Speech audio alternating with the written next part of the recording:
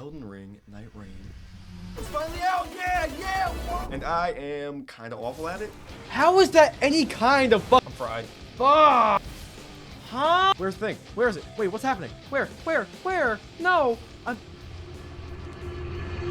Hey, how are you? I'm Twizzler, and today we're going to talk about Elden Ring Nightreign. Specifically, as the title says, my solo experience with it. This video is kind of my review on it, I guess at least. So if you want to see more things like it, you should like, comment, and subscribe. You know all that works. And if you don't, well, let's just say the mystery animal in this shot here gets it. Let me give you an example of what's to come for this thing if you don't subscribe and like and comment. Get that hand here! Get real hand! Shit! That actually hurt like kind of bad, but you know, we ball. Oh. Disclaimer, there's no animal in here. YouTube, just so you know, it's a tennis ball. Another ball. If you don't already know about base Elden Ring, I'm not going to explain it too much in this video, because gameplay-wise, Elden Ring Nightreign is totally different. But if you do already know about it, just keep that knowledge you have from it in mind, just so you can think about the differences and stuff like that. Alright, first off, we have the it's going to take me a second to say this. I don't know why I keep doing this to myself. First of all, we have the tutorial. That's not fine. I don't know. First of all, we have the tutorial. First off, we have the tutorial. And yeah, it's fine. But in my mind, at least, I feel like it would be really weird for someone who doesn't play this kind of game. I don't know, it doesn't matter that much, I don't think. Alright, let's go check out the tutorial boss. This is gonna be a breeze, no doubt. It'll be like a really small enemy. Oh my fuck, it's Margit! After I kicked my teeth in the first time, I was shocked to get a second chance. Okay. Now, this. I go again? This is my time to win!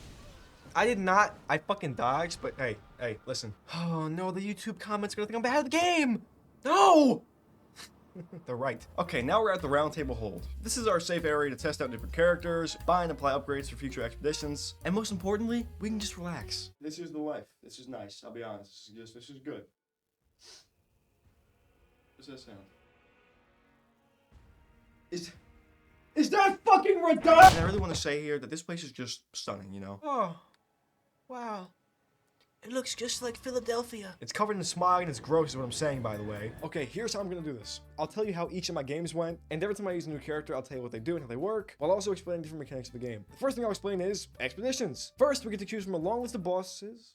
Okay, well, just one for now. And make sure you keep the weakness in mind before you start. That's this thing, by the way. And then we're thrown right into the world. Now, these expeditions have a few main stages. Days 1, 2, and 3. Day 1 and Day 2 are pretty much the exact same. The circle shrinks 2 separate times, and when it fully shrinks the second time, you fight a boss. And then on the third night, you fight the actual boss you selected before you started. I'll explain this more in detail as we go on, but just keep that in mind for now. Something else you have to be familiar with is that all the characters have different skills. A passive ability, a character skill, and an ultimate art. The first character I used was Executor. Now, I'm comparing him to the entirety of Sekiro because his whole thing is parrying. Well, that's what his character skill is, at least. Using this cursed sword, he can parry just about anything at all, if you're good, at least. His passive ability is a little bit strange. Let's say you get poisoned. After you get poisoned, and then you heal from it, you become stronger. And his ultimate art is...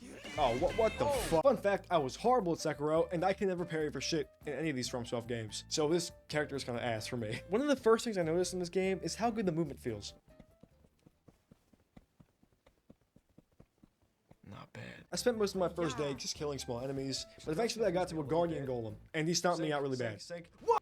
I can't see. But I did learn something very important. You get to respawn. And fun fact, it's actually infinite respawns. Until a certain point, at least. Do you remember how I mentioned the boss fights at the end of each night? You can only fully lose when you die in those. And the only consequence of dying before a boss fight is that you lose runes and levels, possibly. But alright, let's get to the first time I fought a boss. No! Hey, listen, overall, I don't think it was a bad effort. The problem was that I was very low level. And the problem definitely isn't that I'm very bad at the game. That's not relevant. I do want to mention the mechanic that I actually kind of hate. Or I guess not mechanic, but feature, whatever you want to call it. For some reason, they make you fight enemies before the boss actually spawns. And you get no healing afterwards, or anything like that. That kind of blows, in my opinion. I don't really get that. I don't really get that at all. After my gruesome death, I learned about these gemstone things called relics. And these are pretty much upgrades for our future expeditions. They come in a bunch of shapes, colors, and sizes, just like the shit in the back of dispensers. And they're all kind of not that great, if I'm being honest. And as you can see, only certain colors go with certain characters. So while they are kind of ass, they are situational, I guess. And, you know, I have nothing. I don't fucking know. Something that had me very confused for a while was how the weapons scaled with each character. So I do want to try and explain this really fast. Each weapon is grouped into its own category for each character. All of the characters have a preferred weapon type, which is why I say weapons are in groups. So, you know, there are swords, great axes, katanas, stuff like that, you know what I mean? And let's use Executor as an example since we already used him once. He is great with katanas, but give him a great axe and he might not be as effective. Note that you can use any weapon with any character, but they might not be as powerful.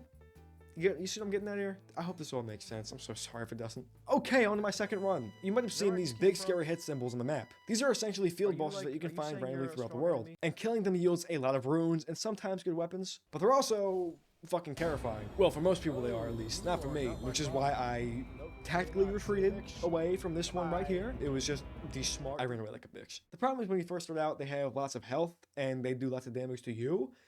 So it scared me. Eventually, I got to the boss arena again, and this time I was cooking. Fuck! Oh! Because he set me on fire and killed me, I couldn't even fight the actual boss. And you know, usually I would be very upset by this, but I had a very nice pep talk afterwards, and it kind of softened the blow. Am I done? They call it the Xbox. Oh, I'm so fucking sad. Because you press X on the box, and then, it's a box with an X on it. Next up, I tried Raider, and for whatever reason, I just found him to be very shit at first. I think going from a fast attacking dexterity character to a slow heavy hitting strength character kind of threw me off a little bit, but let me tell you what he does. His passive ability and his character skill are kind of one thing. The way his passive skill works is that when he takes damage, his character skill is more effective. And said character skill is just punching shit very hard and not getting knocked down in the process. And his ultimate art is just a rock that comes out of the ground. I'm pretty sure it does some AoE damage and it also increases your damage. So all around, very useful. I would even say he's one of the best characters in the game. So when I got to the boss fight with him, I was feeling on fire. And please move. Please roll. Fucking shit. You're an asshole. I swear to fuck if you heal. Because I got burnt to death again. I fucking hate burnt. But I did learn more about the map this time around. And the thing is, for the most part, it stays the exact same. The actual map and world itself does, at least. For now. What does change a lot is the location of the dungeons and churches and all that kind of stuff. Next I tried Guardian. I don't like him. Not one bit. His passive ability lets him guard more efficiently with his shield. His character shows a slight AoE whirlwind attack. And his ultimate art is... Oh, you actually just fly. Listen, design and skill set wise, he's pretty cool, but I do have my reasons for not liking him. I don't ever really use shields for the most part. And of course you don't have to have his shield on, but that's like his whole thing, you know what I mean? I also really don't like his dodge. I prefer a fast to medium dodge roll, you know, like every other character has. While playing him, I did make 2 discoveries. Oh my goodness, the bird feet, I didn't realize it. You didn't notice his giant bird feet? No, I didn't. No, the point was not the bird feet. My point is that it is so difficult to appreciate any single detail of this game, and that's because of how fast paced it is, which isn't exactly a bad thing, and obviously you can find out different shit on your own time. Everyone's different with that. But I was also thinking about how somebody would react to this game if they didn't already like Elden Ring, which I'll talk about more in due time. But for now, let's see how I did with the boss fight. I won't even do a jump cut here, because I died to the same enemy again before you fucking fight the main boss of the night. I don't fucking get why. What is the point of that? Let me know. And next I was going to try looking at and complaining about the reviews on the game. Okay. Within the first couple hours of the game being out, the reviews were very mixed, but I was really confused as to why. And you know, I'll be honest, I think a lot of the negative reviews were pretty bullshit. This review I kind of get. This review said the game's not a roguelike boss rush where you get new weapons, incantations, gear, and passives after fights. Even though that's pretty much what it is, I don't really get his point there, I'll be honest. But the not understanding what's happening part is totally fair. It is super fast paced, especially if you have 3 people. So for some people, I'm sure it's a very big learning curve. I'm not going to take that away from them. This ties back to me talking about the bird feet and me not seeing them. Or I'm just stupid. That's also very possible. Oh, and there's no ultra wide support. The reviews about there not being 2-player co-op is actually very fair. Most people, me included, believe that this was a massive oversight from FromSoft. They did mention that they're going to add it kind of soon, but still, it should have been on launch. Oh, right, and there's no ultra-wide support. Who cares? Is that really that big of an issue? No, I'm being serious. Is that like a big issue people have? How many people have ultra-wide monitors? And if it is an actual big issue, companies don't care? Really? Okay, wow. And some people are trying to say that the game is a scummy asset flip. If you actually believe that, I have nothing positive to say to you, so I'm gonna not say it at all. But you know what? Whatever. I digress. Next, I tried Wilder. Wilder. Not only is he the most versatile, but I would argue that he has some of the best abilities in the game. His passive grants him the ability to cheat death. This means he'll automatically dodge out of the way if an attack is going to kill you. His skill is a grappling hook that lets you evade shit. Sometimes. It also does some damage too. His ultimate art is very useful. It is just a cannon on his arm that launches a metal spike. When I got to the boss area this time around, I was ready. I dodged. I smacked. I staggered. And eventually, it was time to fight the Swordmaster and Demi-Human. Oh, fuck. This guy is scary and he hits really hard. But let's just say this time, I knew what I was doing. Oh, you're the guy who I have trouble fighting in my regular Elden Ring playthrough. Great. This is good news. That's a fucking misclick is what that was. Free hit. Why? Wait, that's why. That was good. Fuck!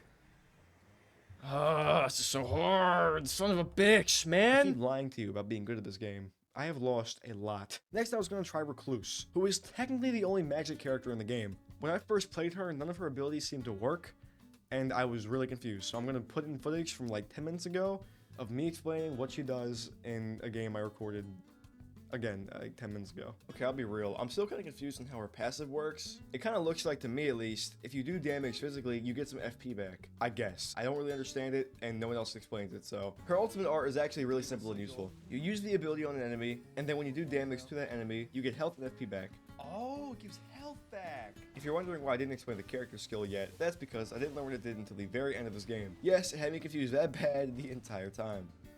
Oh shit, look at that. The residue he keeps talking about is magic, fire, lightning, or holy damage. When you do damage with one of these abilities, you essentially look at your target and take it back. Fucking what? Just watch the clip, please. And now, does this do even more damage? Let's find out. Alright, well that kind of sucked, but I get what it's going for. You do damage, collect the residue from that damage, and now you have a cocktail of abilities. I didn't do it very well in this run at all, and there are a lot of different combinations you can do. So all in all, Recluse is actually really useful and cool, and I was just confused about how her abilities worked. Alright.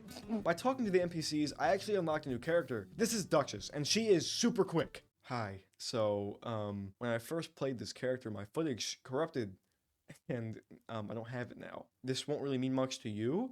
I'm just telling you this is gameplay I recorded again very recently. Her passive ability is just the fact that she can dodge fast and hit quickly. Her character skill essentially lets you rewind time after you hurt an enemy to redo that damage. Very useful in boss fights especially. And her ultimate art lets her go invisible, and your allies too if you have any. I didn't actually record the gameplay for her at this point while I'm recording this right now. So if I won, you know, you're gonna see a lot of that, and if I didn't, we're gonna move on very fast. And now let me introduce you guys to the last character, Iron Knight. I don't give a fuck. He is so boring. Very powerful and useful, but the most boring piece of shit I've ever played in my entire life. His passive ability lets him get more items sometimes. His skill lets you mark an enemy with a dagger, and you do some more damage to them for a brief time. That's useful. And his ultimate art is bow but big. I just find his gameplay to be really, really boring. I'm sorry. But like I said, he is very, very strong and useful for solo players. Now, it's pretty obvious, but I've had a lot of trouble getting past the first boss in Night 1. With Iron Eye, I had no trouble at all. Does that not touch your heart in a way that's sort of inappropriate? What? And my point has been proven. This is the easiest character in the game. Like, without a doubt. The problem is that he made shit way too easy and not in a way that was enjoyable whatsoever. You just stay back, dodge, and shoot. Boring. I want to get in the fight, man. I want to just, you know, and now it's time for the boss of Night 2. What? You can't ask this of a fucking man or anyone. I found Bowman's weakness. This shit. What do I even do here? Damn! With this, I learned that Bowman is strong. Most of the time. Holy fuck. You want to solo this game? I'll rip your nuts off. Because you're fucking ridiculous. I don't know how you want to do that shit, dude. I'll rip your nuts off. It took a lot of trial and error, but eventually I did get to the first Nightlord. I beat the boss in Night 1, beat the boss in Night 2, and once you do beat the second boss, you stay in the arena until you're ready to go up into this goop. It takes you to some weird white root/limb place in the sky, and you can do some upgrades here, which is nice. Get some final stuff here and there if you have to. Then you open up these doors, and it's time to fight the Nightlord. Alright, that immediately hurts really bad. He's 3 now? I can't fight this, I lose.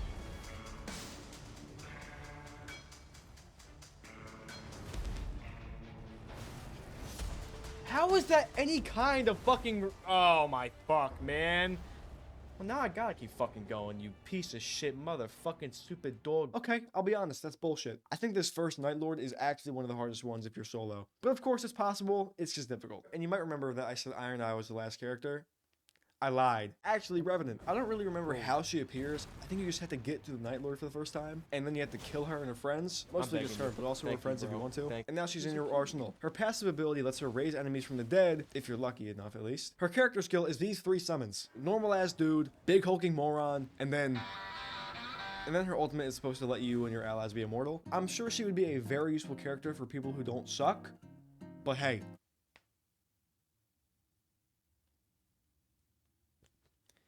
Enough said. I realized that I kind of left out a semi-important detail, and that's each character's weapons. I did mention that they're all good with a certain kind, but I didn't say what they were, so I'm going to do so now. But again, keep in mind that you can use any weapon with any character. I just feel the need to mention this. Wilder uses great swords, Guardian prefers halberds, shut up, Iron Eye, take a fucking guess. Duchess prefers daggers. Raider likes great hammers, axes, colossal weapons, and shit like that. Revenant kind of just likes her claws. Recluse likes magic stuff like staffs. Executor likes katanas. I do want to mention that later in the footage they did do some balancing updates for solo players, which are fairly helpful. If you're playing solo, you get more runes from killing enemies, and they also made it so that you revive yourself 1 time during a boss fight. It's nice, it is nice, but there was already an item that lets you do that in the first place. But you know what, either way, hey, it works for me. It took me quite some time before I got back to Gladius, but when I did, I gave it everything I had. I tried my best. It wasn't enough. No more bullshit. It wasn't enough. I suck. I'm really bad. I did eventually beat him though. After I played with my friends. I know. I'm sorry. I know. Stop throwing trash. Yeah. I know. It was supposed to be about solo stuff and nothing else. Well, it's my video, so so stupid. I do want to keep talking about my solo experience with the game, but it's only fair to mention that it is a lot more fun with 3 people. Elden Ring Nightreign was made for multiplayer. That's like the entire point. You know what I mean? But again, let me keep talking about the solo thing. In my opinion, I think the game is extremely fun to play by yourself. That is if you like these kind of games. If you're not a fan of roguelikes or Elden Ring in the first place, I severely doubt you'll like this game. That is my honest review. I had so much fun trying out the different characters and running all over the map and dying a bunch. That's part of the fun for me though. And of course, I was playing with the intention of making a video on it. But even when I'm not recording it, I very much enjoy the game. Solo is fun, so is playing with friends. I think you should do both. I think you should try the game out for yourself. Do both things. You don't have to be good to, well, okay, that's not entirely true. There definitely is some fun in just being good at the game, which I'm not the best at it. And that's okay. There is room for improvement in your life, you motherfucker. You just have to make that improvement. It takes time with anything at all. That's my positive message for this video. I'm trying to do one. Try to do one at a time. Okay, so the TLDR of this is like, the game is very fun for me solo. I'm just not that good, like I said, so it might be fun for you too. You just gotta try it. But at the exact same time, if you have a group of friends that you're gonna play with, you will have fun too. Maybe even more so. I don't know. I'm not you. I can't tell you that. One thing I did not mention in this whole video is if you're going to solo queue with 2 other random people, that shit is insufferable. Fuck doing that. Do not do that. People are so stupid.